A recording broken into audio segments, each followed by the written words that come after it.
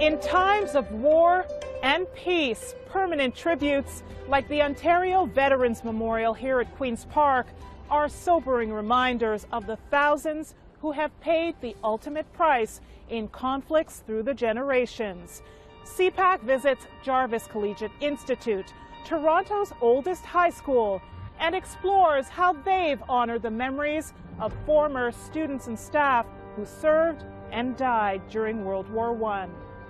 725 former students and staff from Jarvis Collegiate Institute served during the First World War. 77 of them never came back, and those who did return were changed forever. We were very naive going into that war. We didn't know what war was. We didn't seem to think anyone would die. Author Harvey Medland was an English teacher and guidance counselor at Jarvis Collegiate for 31 years. He retired in 1995. Throughout his time there, and in researching his book, Minerva's Diary, A History of Jarvis Collegiate Institute, he spoke with former students as well as veterans who served in the Great War. Initially, they thought it'd be over in a couple months and everybody'd be back home. And then these telegrams started coming back. We regret to inform you, somebody had been killed. And that changed everything.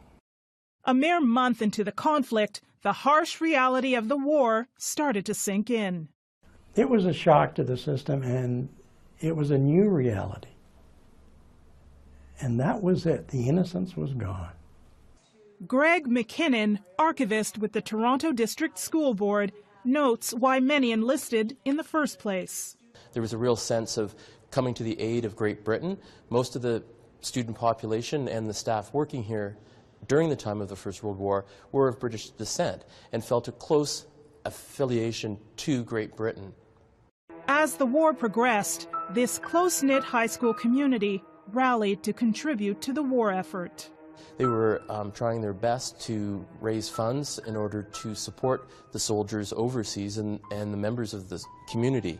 Family members, people that they knew, staff members from the school were all over there risking their lives, and I think that definitely dramatically affected the student experience at that time. They started to show support by sending over care packages, known as ditty bags. They worked hard to raise money, and then with that they buy the shaving cream and the toothpaste and the candy and make up these cardboard boxes with the goodies in them. But there was also a letter, just letting them know that we're thinking of you, we're praying for you. The horror of losing at least 2 Jarvisites a month to the war led to calls for a permanent way to honor the dead.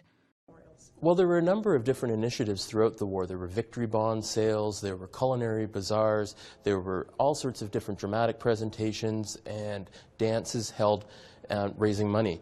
After the war, the memorial plaque was unveiled.